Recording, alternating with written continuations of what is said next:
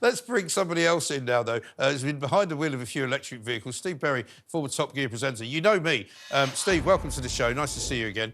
I'm railing on about electric cars all the time these days because every single statistic I now see tells me that either they don't go as far as they're supposed to go, they're not actually as clean as they're meant to be. In fact, now they're even dirtier than we thought they were, and they're an absolute pointless activity to buy. So this will come as no surprise to you either, I assume.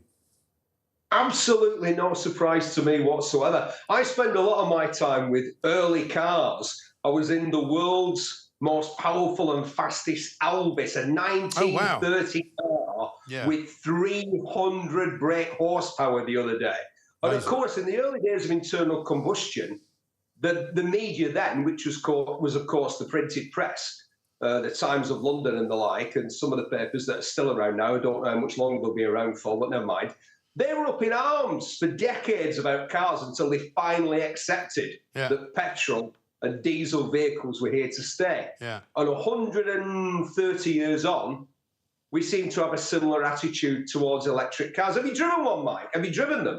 I've been in them. I've not actually driven one, but I've certainly been a passenger in many of them. And I feel I don't particularly enjoy them, to be honest. Well, I'll tell you what, they've come on leaps and bounds just in the last 10 years. I was thinking the other day, I got one of those social media reminders that said, it was 9 years ago, actually. 9 years ago, I was driving a Nissan Leaf around North London. And I wasn't that impressed with it. It was all right. It was a good little town car.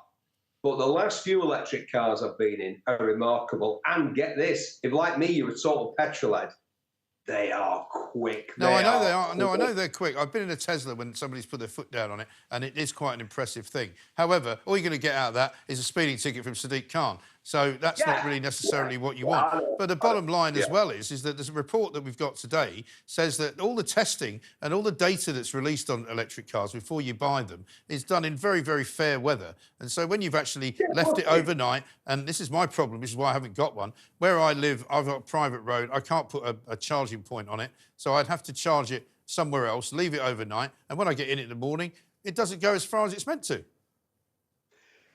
Yeah, but suppose have a thus, Mike. You know what I mean? All those figures that used to be for the if I go to a petrol station and fill my car up with petrol, it will go 400 miles, regardless of whatever I do. You know, if I start, driving at 125 miles an hour, yes, but that's also illegal. You know, the point is that I know how far my petrol car will go. Mate, this optimising the distance that your vehicle will go on a given amount of energy has always been a game that's played by the manufacturers. The rules are set, and then clever people get to work to absolutely optimise the performance of that vehicle. You see the figures in the Sunday Times or whatever, in the supplement, whatever you get, or you see it on the internet or on the telly or whatever, and you think, look at that. And it says average mileage combined, such and such, motorway driving, such and such. You think that's not bad. Then you get the vehicle, and it never does that, whether it's diesel, petrol, or electric. But the difference, Steve, is that I don't have to worry about where I can charge the damn thing if it's only gone 150 miles instead of 250 miles, whereas if I've got a petrol car, I know the distance roughly I can go. I'm not going to be such an idiot that I let it run all the way down to a quarter of a tank and then expect to be able to get what it said in the Sunday Times. You know what I'm saying? It's a different situation. When Daimler and Panhard et Levasseur started selling vehicles with internal combustion engines, people said, if my horse runs out of energy, there's always a field and it can go and eat some grass. The world's changing, mate. Yeah. Well, that's the most ridiculous analogy I've ever heard. I mean, I'm not talking about horses and grass. I'm talking about petrol. The point I'm making is that the world is changing, and the massive petrol station just up the road from me on the corner is now a fast charging station. And I'm not going to be one of those guys. I'm 60 this year. I think I'm the same age as you. I'm not going to be one of those guys who shakes his fist at the sky and says, I'm not shaking my fist. I'm not shaking my fist. But I'm not shaking my fist. I don't care. But if you want to be stupid enough to spend a load of money buying a car which is going to be pointless after about 5 years or 6 years when you can't sell it for less than half of what you paid for it because the battery is no use, and when you can't get insurance for it from several financial companies who have stopped giving insurance. Simple. Mike, you're not going to have a choice, mate. Yeah, The I am. world's changing whether you like it or not. No, I am Jaguar always going to have a Land choice. Rover, Volkswagen, Bentley have announced, Bentley of all people, the greatest of all British marques, the greatest of all British cars.